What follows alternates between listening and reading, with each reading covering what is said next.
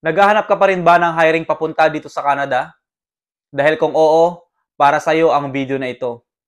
Kaya magiging masaya ako mga idol kung isa ka na sa masiselect sa hiring na ito mga idol. Kaya tapusin ninyo ang video na ito.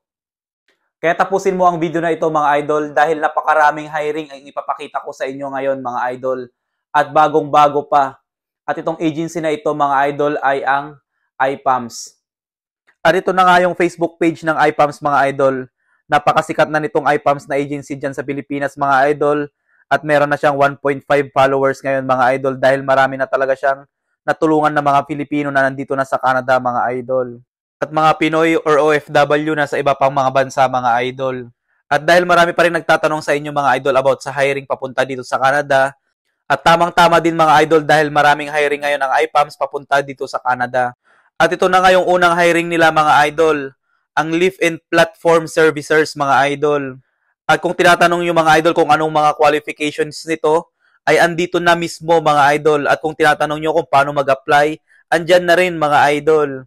Kailangan nyo lang din talaga ng mga idol ng sipag at tiyaga para sa pag-apply ng trabaho. Pangalawang trabaho mga idol, electromechanics mga idol.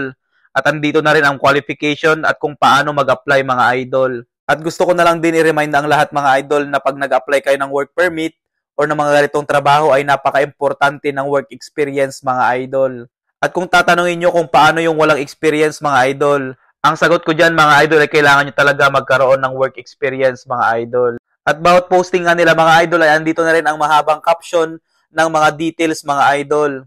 Unang paraan nga mga idol ay pwede kayong mag-walk-in every Tuesday and Wednesday. Pangalawa naman ay mag-apply kayo sa kanilang website. At ang pangatlo mga idol ay mag-download kayo ng iPAMS mobile app mga idol. At pang-apat mga idol ay mag-email kayo sa kanila.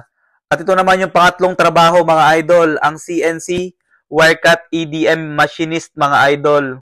At andyan na rin yung mga qualifications at mga detalye mga idol. At andito ulit yung 4 ways mga idol kung paano mag-apply sa trabahong ito mga idol. Ang pang-apat na hiring nila mga idol, ang Heavy Equipment Mechanics mga idol. Kaparehas ng mga tatlong naunang mga trabaho mga idol, andito na rin yung mga qualifications nila mga idol at mga ways kung paano mag-apply. Kaya kayo mga boss, mga idol na may mga work experience about dito sa apat na trabaho na pinakita ko, ay mag-apply na kayo agad-agad mga idol. Sana nabigyan ko kayo ng idea mga idol sa mga hiring papunta dito sa Canada. At abangan nyo pa ang mga susunod mga idol dahil napakarami pa. At yung top 7 na legit na agency nga mga idol na pinost ko, ayan din halos lahat ang sinishare ko sa inyo mga idol. Kaya huwag niyo akong kalimutang i-follow mga idol para sa mga susunod pang mga information ng hiring papunta dito sa Canada at mga tanong ninyo mga idol about dito sa Canada. Merci beaucoup. Thank you. Salamat.